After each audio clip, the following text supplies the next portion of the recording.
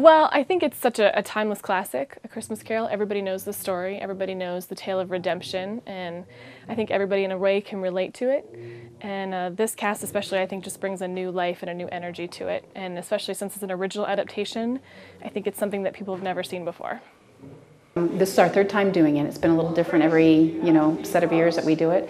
This is a phenomenal cast. Talent that I didn't know was out there. You've got Mr. Scrooge, who's a heating, cooling guy by day, and this phenomenal actor and singer by night. So, very committed. Scrooge, Bob Calabretta, is playing Ebenezer Scrooge. He's excellent.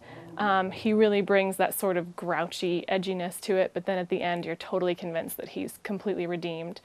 I like the story primarily because of its redemptive qualities. It speaks of a man who has lived his whole life for himself, and due to some rather disastrous, honestly, circumstances with the spirit showing up, very, not just disastrous, but almost cataclysmic things that happened to him, he has a complete change of heart, complete repentance. It reminds me very much of the gospel story, and it's also a darn good story. A world that can sometimes center completely around self, which is what Scrooge embodies. Everything was done for self.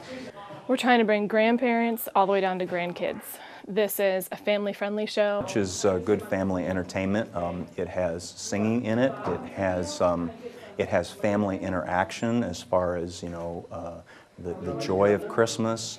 The Cratchit family, of whom the father is my employee, has very, very little materially, and yet they show Scrooge how they still have joy during the season. It has nothing to do with how much we have, which I think is an excellent lesson for families everywhere, particularly in this country. Well, it's a classic, a holiday classic, so in some cases people expect it, but yet at the same time it's a good yearly reminder of where our hearts need to be.